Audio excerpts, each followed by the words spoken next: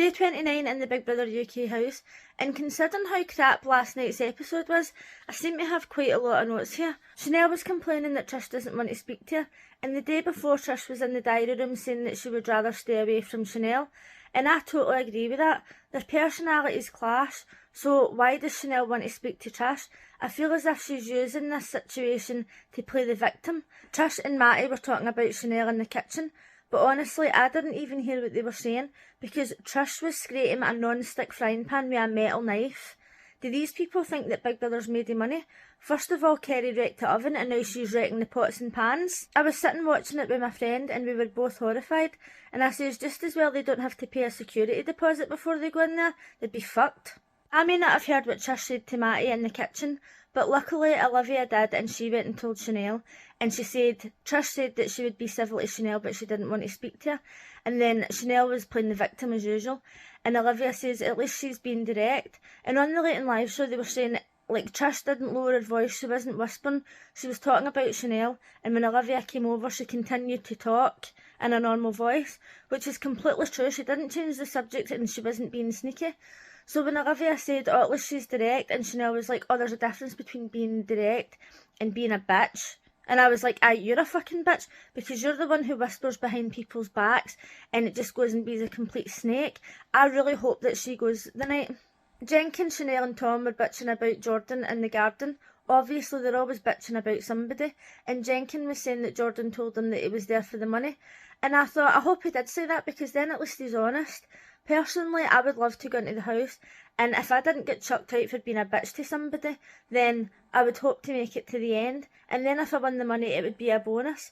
But I can understand people going in there just to win, and at least they've been honest about it. Then it was time for the BB podcast, which to be honest I found a bit shit. I think that they should have took some statements and questions from the public, and then that would have gave the housemates an idea of what was going on outside, and it maybe would have made them a bit paranoid, but it could have been a laugh. Henry, Matty and Trish were talking about politics, and I really don't think that that's something they should speak about in the Big Brother house, but Henry is very forthcoming when it comes to talking about the Tories and how much he loves Boris Johnson, and he was saying, oh, I think that Boris Johnson's really funny and blah blah blah, and sometimes there's space for that in politics because they're big characters, and I'm like, well, no, because they're not getting fucking paid to be comedians. Then he was saying that Boris Johnson was one of the best people at hand in the COVID situation in the world. And I don't really like to get into politics with people, right? So I probably would have just did what Matty did and just been like, no. In any other time, I would think, oh, for God's sake, he's just such a Tory, he's so fucking clueless. But I still really like Henry, and I still really want him to win. And as I said a couple of episodes ago, Tories are people too. Then they were talking about politics in the house, and Trish was saying that she feels like she sticks up for people, but nobody ever sticks up for her. And as somebody who's a very honest and outspoken person, I've experienced this in workplaces like my entire life. Like if people come to me and say I've got a problem with this manager or this person or this situation and I don't want to say anything, will you say something? And I go and do it. And then when the managers decide to have a meeting and they say, does anybody have anything to say? Does anybody have anything to add? And nobody says anything. And I'm kind of sitting there like, I brought this up because you asked me to, and now this is your time to speak up and you're just going to sit there and say nothing. So it is a very disheartening thing. Olivia was speaking to Trish and she apologised if she'd ever made her feel dehumanised, and she actually acknowledged that maybe Paul got booed because of his own actions and not because he's Trish. I nearly fell off my bed, right? I was like, oh my God, is she actually saying this, right? And as soon as she said it, I kind of thought, maybe this is because she's up for nomination and she's now trying to come across as a nice person, because the other day she says, I don't want to leave to the same reception as Paul did. And I did think that it was because she was up for nomination and she was just playing a game. But then she's been sitting up for Trish with Chanel, and I really feel like her apology was genuine. So at this point, I'm not sure. Then it was time for the Women's Half Hour podcast with Noki, Trish, Yinrun and Tom, and they were basically talking shit, but they did ask the question, is it always a good thing to call a woman strong? And Chanel was like, no, it's not a good thing, and she was explaining why it's not a good thing, and I was thinking, how the fuck would she know? Nobody's called her strong a day in her fucking life. I must admit, Yinrun giving Matty the ASMR message was actually quite funny. Jordan and Matty were speaking about how they don't really interact anymore, and it was just so awkward to watch. Like, before it used to be awkward because it was like flirty banter, but now it's awkward as in Matty's just trying to have a conversation and Jordan is just making it totally weird for him, and you can totally see why he's nominated him, because Matty's just trying to have a good time in the house and it's as if Jordan's just stifling him. Noki, Trish, Jordan, Henry and Yinrun were upstairs and they were talking about women being perceived as strong. And Trish and Noki were both saying that as black women, they're perceived as being strong, but it isn't always a good thing because they're emotional as well, and sometimes when they're really struggling, nobody comes to them. Now, on Facebook, people were saying, why do they have to bring race into this? Why do they have to bring race into everything? Nobody else in the house has spoke about race.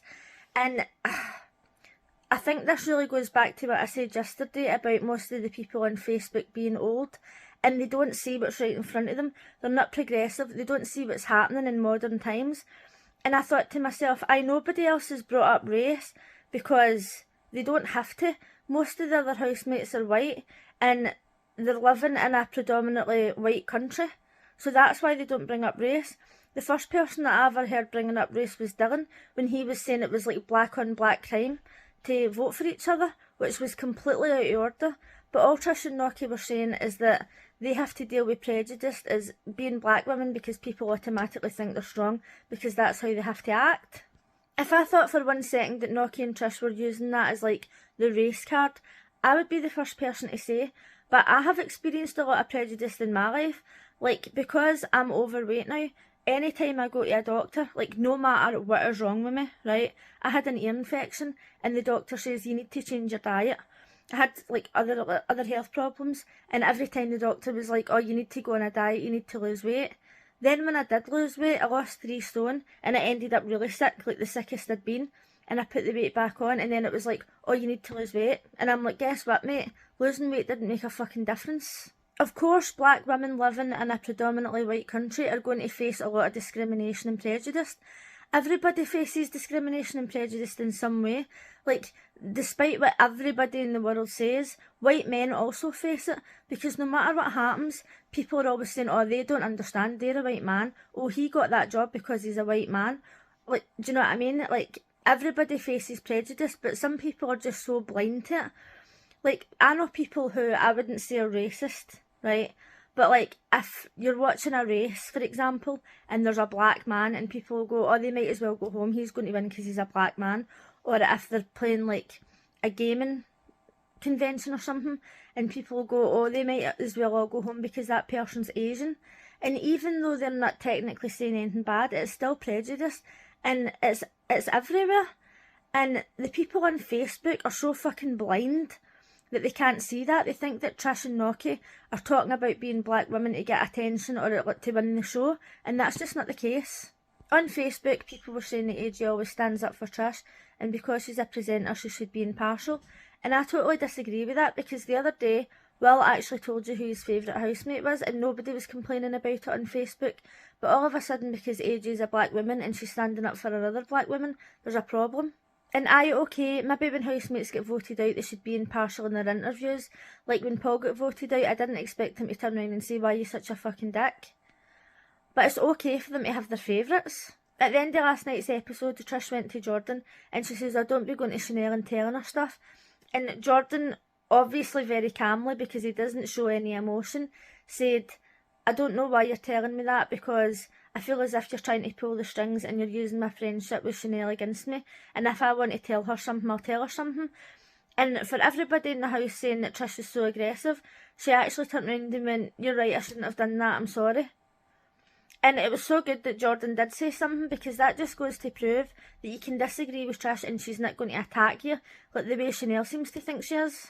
Then Chanel was in the diary room crying, again, and she says to Big Brother, oh, I'm in a house full of people, but I feel so alone. She'd already said that to Matty the night before. She obviously said that to Matty and thought, oh, do you know what, that sounds like a good one. I think I'll say that again when I know I'm definitely on camera. The other day I said I hope Chanel and Olivia go, but now I kinda don't mind if Olivia stays as long as she stops squealing. Other than that, I feel like Jenkins can go because he's boring as fuck. Let me know in the comments how you want to go tonight, and if you would like to talk more about Big Brother, give me a follow.